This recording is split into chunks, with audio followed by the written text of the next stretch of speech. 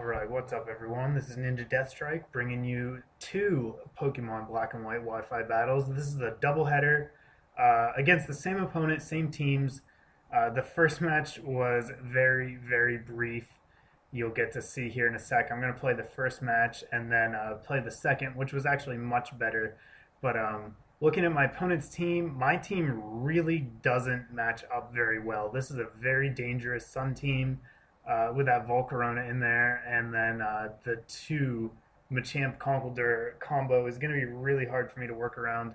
There's a lot of powerful sweepers that if I give them just 1 or 2 turns to set up, they're probably going to sweep through most of my team. So I had to be really careful.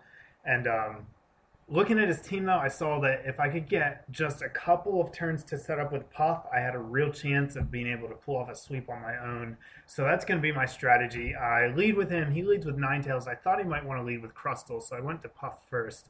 But I'm expecting a status move. I thought it would be Will-O-the-Wisp, but he goes for Hypnosis, and it misses on Heatran. And knowing he's going to want to go for it again, I switch in Nike, since Nike's going to be worthless otherwise this match. And now I'm going to predict a grass move, either Solar Beam or Energy Ball. And I'm going to go back into Puff now that he can't be put to sleep.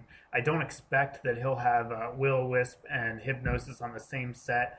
And thanks to Multiscale, I get right back all of my health after leftovers. And now Ninetales can't do anything to me. So I set up a Dragon Dance, and my opponent decides to stay in, which is not going to work out for him very well. I'll let you guys see what happens.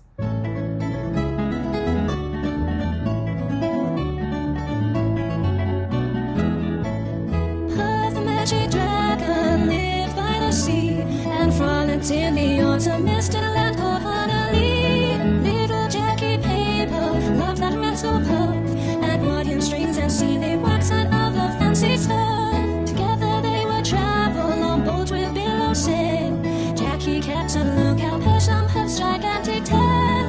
Noble kings and princes would bow wherever they came. Pirate ships would lower their flags when Puff roared out his name. Puff the magic dragon lived by the sea, and frolicked in the autumn mist in a land called Honolulu. Puff the magic dragon lived by the sea, and frolicked in the autumn mist in a land called Honolulu. So that was really unfortunate for my opponent, but he asked me for a rematch, and I couldn't help but oblige. I mean, no one likes getting 6-0'd, so definitely wanted to give him another shot at beating me.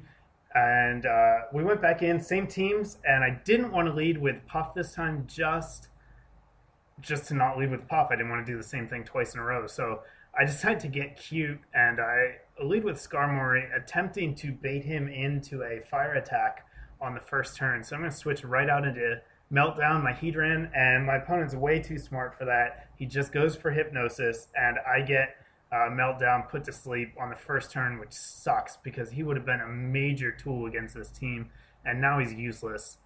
Crustle comes in. I knew that I couldn't stay in here, and I figured either a fighting type or Crustle were going to come in, so I switch into Crow. I know that Shell Smash is coming, but I have Sturdy, and I take the opportunity to get my rocks up just because I'll be damaging Volcarona a lot thanks to that. He goes for Rock Blast on the next turn, and he doesn't miss, and he gets a crit. But he gets only 2 attacks, so it kind of equals out in the end, and I'm able to Whirlwind him away and get rid of his boosts. So now Breloom comes in, and since Ninetales put my Heatran to sleep, Breloom can't do anything. I thought that was a really odd combination to have on the same team, as that Hypnosis really hampers Breloom's effectiveness. So anyhow, I just blow it out because it can't do anything to me. And in comes Volcarona, takes 50% damage from the rocks, and the fire move is fairly obvious, so I'm going to switch back into Meltdown.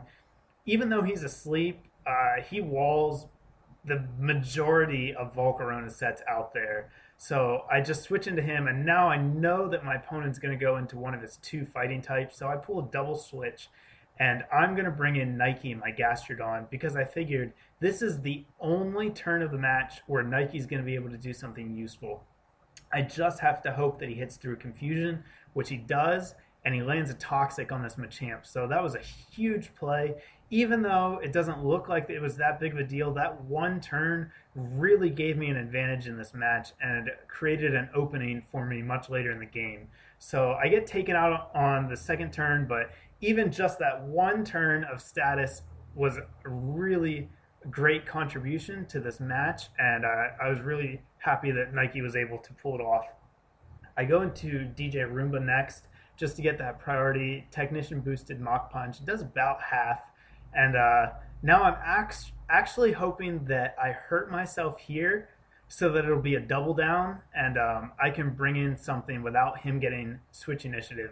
But I break through confusion and end up taking out the Machamp. So now he gets switch initiative and goes into Conkeldurr. The bulk up here is pretty obvious, and I'm going to switch into Crow because I'm hopeful that I'm going to be able to take a +1 Drain Punch. I'm pretty sure that I will, but I actually run max special defense in the Skarmory, so I know it's going to hurt more than it normally would.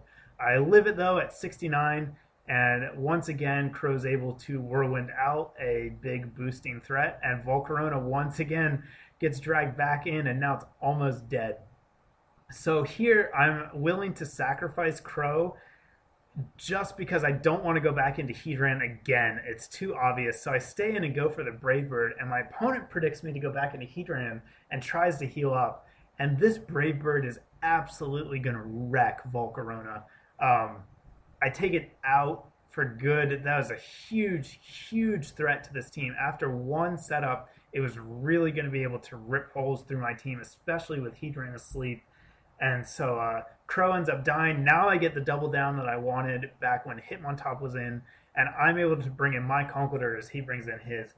Now here, he decides to just go right for the attack, and I decide to go for the bulk up, and that was another key play of this match, because if he had gone for bulk up, we would have probably gotten into a boosting war, and since he has Life Orb, he might have been able to come out on top. I'm not sure though, because it looks like I'm slower, so I actually might have had the advantage with the Drain Punches healing me after they healed him. I'm not sure how that would have worked out, but it turns out not to matter because he doesn't get the boost in, and now he's just going to try to finish me off before I have a chance to take him out. I'm going to live at 12.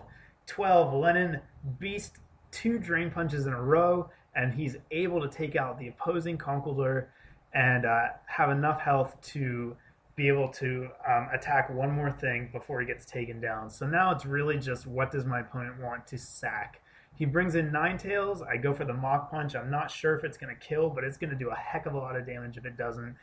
Almost takes out the Ninetales. It's trapped now since it can't switch back into rocks. And this is going to give me the perfect opportunity to bring in Puff, who I'd been saving the whole match.